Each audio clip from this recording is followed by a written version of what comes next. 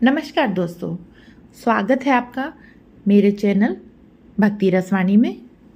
आज चलिए सुनते हैं वट सावित्री व्रत की कथा। ज्येष्ठ मास की पूर्णिमा के दिन वट सावित्री का व्रत किया जाता है। यह व्रत विवाहित स्त्रियां अपने पति की दीर्घायु के लिए रखती हैं। तो चलिए आज हम इसी वट सावित्री के उपलक्ष्य में इससे जुड़ी हुई एक पौराणिक कथा का श्रवण करते हैं। मध्य देश में अशुपति नाम के एक परम ज्ञानी राजा थे। धन और वैभव से पूर्ण होने के बाद भी उनकी कोई संतान नहीं थी और इसीलिए संतान के अभाव में वे बड़े दुखी रहते थे। राजा ने पंडितों की सलाह से पुत्र प्राप्ति के लिए देवी सावित्री की आराधना की। देवी सावित्री ने प्रसन्न होकर राजा और रानी को दर्शन दिए और फिर उन्हें आशीर्वाद प्रदान किया। देवी ने उनसे कहा कि हे राजन, तुम्हारे भाग्य में पुत्र तो नहीं है, लेकिन मैं स्वयं कन्या रूप में तुम्हारे यहाँ जन्म लूंगी। इतना कहकर देवी सावित्री अंतर्ध्यान हो गई और यह सुनकर राजा और रानी अत्यंत प्रसन्न हुए। कुछ समय के बाद रानी के गर्भ से साक्षात देवी सावित्री का जन्म हुआ। राजा और रानी ने उस कन्या का नाम भी सावित्री ही रखा। सावित्री सर्वगुण संपन्न थी। वे चंद्रमा की कला के समान नित्य प्रतिदिन बढ़ती रही। जब वे विवाह के योग्य हुई तो माता पिता ने उससे कहा कि सावित्री, अब तुम अपने योग्य मनचाहा वर ढूंढ सकती हो। इतना कहकर राजा ने सावित्री को एक वृद्ध मंत्री के साथ वर खोजने के लिए भेज दिया। सावित्री अपनी यात्रा पर रवाना हो गई। एक दिन अचानक नारद मुनि भद्रराज अशुपति से भेंट करने के लिए आए और उसी समय सावित्री भी अपने लिए वर चुनकर वापस आ चुकी थी। उसने आदरपूर्वक नारद मुनि को प्रणाम किया। नारद मुनि ने उसे विवाह योग्य देखकर राजा अशुपति से पूछा कि आपने इसके योग्य वर खोजा है या नहीं। नारद मुनि का प्रश्न सुनकर राजा ने कहा, हे देवर्षि, मैंने सावित्री को वर खोजने के लिए ही भेजा था। वह अभी अभी लौट कर आई है और अब वही बताएगी कि उसने अपने पति के रूप में किसे चुना है। राजा की बात सुनकर नारद मुनि ने सावित्री से पूछा कि तुमने किस वर के साथ विवाह करने का निर्णय लिया है। यह प्रश्न सुनकर सावित्री ने परम विनम्रता के साथ हाथ जोड़कर प्रणाम किया। सावित्री ने कहा, हे देवर्षि, राजा धूमतसेन का संपूर्ण राज्य रुक्मणी ने छीन लिया है और वे नेत्रहीन होकर अपनी रानी के साथ इस समय वन में रह रहे हैं और उन्हीं के एकमात्र पुत्र सत्यवान को मैंने अपना पति बनाने का निश्चय किया है। सावित्री के ऐसा कहने पर नारद मुनि ने राजा अशुपति से कहा कि आपकी कन्या ने वर खोजने में निसंदेह भारी परिश्रम किया है। सत्यवान हर प्रकार के गुणों से समृद्ध और धर्मात्मा है। वह रूपवान और समस्त शास्त्रों का ज्ञाता है। वह अपने माता पिता के समान ही सदैव सत्य बोलने वाला है और इसी कारण उसका नाम सत्यवान हुआ है। जिस प्रकार समुद्र रत्नों की राशि है, उसी प्रकार सत्यवान हर प्रकार के सद्गुणों का भंडार है। वह सभी प्रकार से सावित्री के योग्य है। वह हर प्रकार से सावित्री के साथ उपस्थित होने की क्षमता रखता है, लेकिन इतना कुछ होते हुए भी उसमें एक भारी दोष है, जिसके सामने यह सभी गुण फीके पड़ जाते हैं। और वह दोष यह है कि उसका जीवन अल्प आयु है। 1 वर्ष की समाप्ति होने पर उसकी मृत्यु हो जाएगी। नारद मुनि के मुख से ऐसा वचन सुनकर राजा अशुपति का चेहरा उदास हो गया। उनके मधुर स्वप्न नष्ट हो गए। नारद मुनि के वचन कभी झूठ नहीं हो सकते। ऐसा विचार करके उन्होंने सावित्री को समझाया कि ऐसे क्षीण आयु व्यक्ति के साथ विवाह करना कल्याणकारक नहीं है, इसलिए उसे कोई और अन्य वर पसंद करना चाहिए। पिता की बात सुनकर सावित्री ने कहा, हे पिताश्री, मैंने अपने मन में सत्यवान को ही अपने पति के रूप में चुन लिया है और अब मैं किसी और पति का विचार अपने मन में नहीं कर सकती।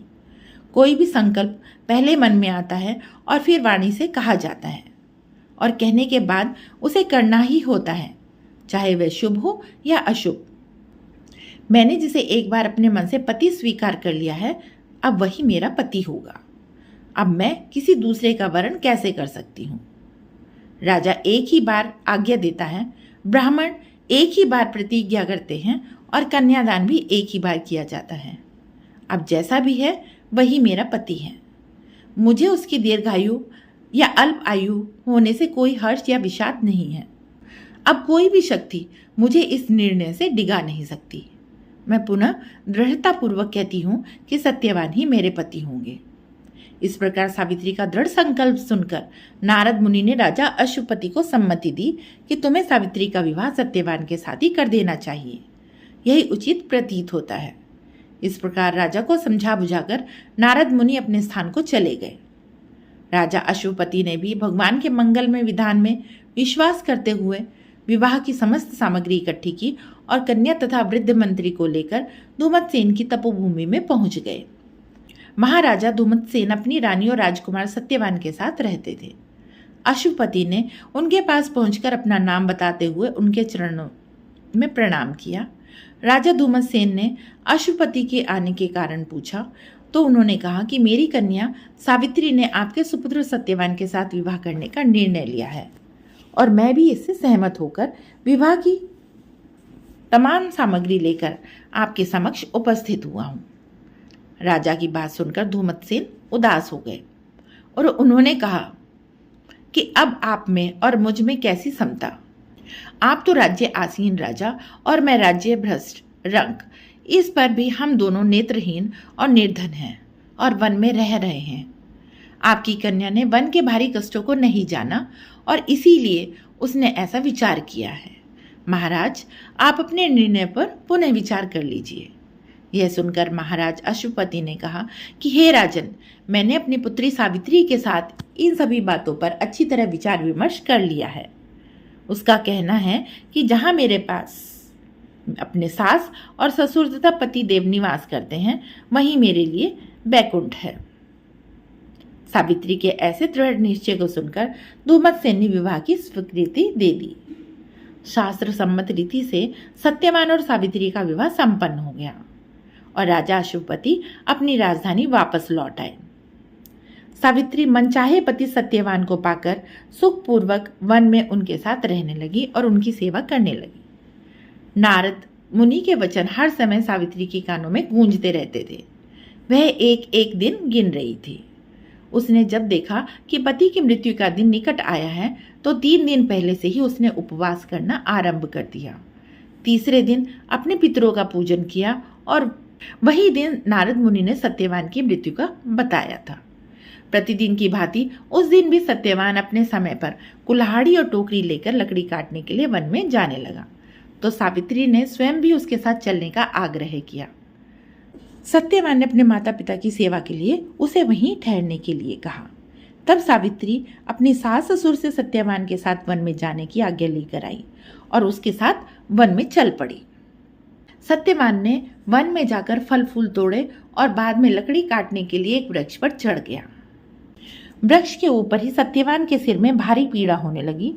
वह वृक्ष से नीचे उतर आया और सावित्री की गोद में अपना सिर रखकर लेट गया। कुछ समय बाद सावित्री ने अनेक दूतों के साथ यमराज को हाथ में पाश लिए हुए आते देखा। पहले तो यमराज ने सावित्री को दैवी विधान कहकर सुनाया और फिर वे सत्यवान के अंगुष्ठ मात्र जीव को लेकर दक्षिण दिशा की ओर चल पड़े। अब सावित्री भी यमराज के पीछे पीछे चलने लगी। जब कुछ दूर तक चलने पर उसने यमराज का पीछा नहीं छोड़ा तो यमराज ने उससे कहा, हे पतिव्रते, जिस सीमा तक एक मनुष्य दूसरे मनुष्य का साथ दे सकता है वहां तक तुमने अपने पति का साथ दिया। अब तुम अपने घर लौट जाओ। यह सुनकर सावित्री ने कहा, हे धर्मराज, जहां मेरा पति जा रहा है वहीं मुझे भी जाना चाहिए। यही सनातन धर्म है। पतिव्रत के प्रभाव और आपकी कृपा से कोई भी मेरी गति को नहीं रोक सकता। सावित्री के ऐसे धर्मपूर्ण वचन सुनकर यमराज प्रसन्न हो गए और उन्होंने उसे एक वर मांगने के लिए कहा। यह सुनकर सावित्री ने कहा, हे धर्मराज, मेरे सास ससुर वन में रहते हैं और नेत्रहीन हैं। मैं आपसे यही मांगती हूँ कि उन्हें दिखाई देने लगे, उनके नेत्रों की ज्योति वापस आ जाए। यमराज ने कहा, ठीक है, ऐसा ही होगा। इतना कहकर उन्होंने पुनः सावित्री को लौट जाने की सलाह दी। यह सुनकर सावित्री ने फिर से कहा, हे भगवान, जहाँ मेरे पतिदेव जाते हों वहाँ उनके पीछे चलने से मुझे कभी भी कष्ट या परिश्रम नहीं होता। पति परायण होना मेरा कर्तव्य है। आप धर्मराज हैं, परम सज्जन हैं। सत्पुरुषों का समागम भी कुछ कम पुण्यों का फल नहीं है। सावित्री के ऐसे धर्मयुक्त और श्रद्धापूर्ण वचन सुनकर यमराज ने फिर से कहा, सावित्री, मैं तुम्हारे वचनों से प्रसन्न हूं। तुम मुझसे एक और वर मांग सकती हो। सावित्री ने कहा, राजा, द्युमत्सेन का राज्य छिन गया है। वे उसे पुनः प्राप्त करें और धर्म में उनकी सदैव प्रीति बनी रहे, ऐसा वरदान दीजिए। यमराज ने वरदान देकर पुनः उसको लौट जाने को कहा, लेकिन वह नहीं मानी और बराबर पीछा करती रही। उसकी ऐसी दृढ़ पति भक्ति को देखकर यमराज ने प्रसन्न होकर उसे तीसरा वरदान देने की इच्छा प्रकट की। तब सावित्री ने अपने पितृकुल की भलाई को दृष्टि में रखते हुए 100 भाई होने का वरदान मांगा। यमराज ने सहर्ष उसको भी स्वीकार कर लिया और सावित्री से पुनः आगे न बढ़कर लौट जाने का आग्रह किया, लेकिन सावित्री अपने पर्ण पर अडिग थी। सावित्री की ऐसी निष्ठा और दृढ़ संकल्प देखकर यमराज का हृदय पिघल गया। वे बड़ी कोमल वाणी में कहने लगे, हे सुव्रते, तुम ज्यों ज्यों उत्तम धर्मयुक्त और गंभीर युक्तिपूर्ण वचन कहती हो, त्यों त्यों मेरी प्रीति तुम पर बढ़ती जाती है। इसलिए तुम सत्यवान के जीवन को छोड़कर एक और वरदान मुझसे ले लो और अपने घर लौट जाओ। पहले तीनों वरदान पाकर सावित्री ने अपने ससुरकुल और पितृकुल दोनों का कल्याण कर लिया था। अब मात्र वह अपनी ही भलाई का प्रश्न सम्मुख था। पति परायण स्त्री को अपने पति की आयु वृद्धि के अलावा और कौन सी कामना हो सकती है। यही सोचकर सावित्री ने 100 पुत्र प्राप्ति का वरदान मांगा। सावित्री के ऐसे युक्तिपूर्ण वचन सुनकर यमराज अत्यंत हर्षित हुए, संतुष्ट हुए और उन्होंने उसे वरदान देते हुए सत्यवान को पाश से मुक्त कर दिया और कहा कि सत्यवान से तुम्हें निश्चय ही 100 पुत्र होंगे। सावित्री को मनवांछित वरदान देकर यमराज वहीं से अंतर्ध्यान हो गए और सावित्री भी वहां से लौटकर वट वृक्ष के नीचे आई। वट वृक्ष के नीचे सत्यवान का मृत शरीर पड़ा हुआ था और अब उसमें धीरे धीरे जीवन का संचार हो रहा था। वह उठकर बैठ गया। सावित्री ने अपने पति सत्यवान को यह सारा वृतांत कह सुनाया और फिर वे दोनों प्रसन्नतापूर्वक आश्रम की ओर चल पड़े। सत्यवान के माता पिता को भी नेत्र प्राप्त हो चुके थे और वे अपने आज्ञाकारी पुत्र और सेवा परायण पुत्र वधु को ना देखकर अत्यंत दुखी हो रहे थे। और तभी सावित्री और सत्यवान वहां पहुंच गए। चारों ओर सावित्री के अनुपम पतिव्रत धर्म का समाचार फैल गया। प्रजाजनों ने महाराज दुमत्सेन को लेकर आदरपूर्वक राज सिंहासन पर बैठाया। सावित्री के पिता अशुभपति को भी 100 पुत्र प्राप्त हुए और सावित्री सत्यवान ने भी 100 पुत्र प्राप्त करके दीर्घायु बनकर राज्य भोगा और अंत में बैकुंठ सिधारे। तो दोस्तों, यही थी आज की वट सावित्री व्रत की सुंदर पौराणिक कथा। इस कथा का श्रवण करने वाले प्रत्येक व्यक्ति को भी देवी सावित्री की विशेष कृपा प्राप्त होती है। उनके घर में कभी भी अकाल मृत्यु का भय नहीं रहता और यमराज का दंड नहीं आता, ऐसे हमारे शास्त्रों का मत है। अगर आज की कथा आपको अच्छी लगी तो उसे लाइक कीजिए, शेयर कीजिए और इस चैनल को सब्सक्राइब कीजिए।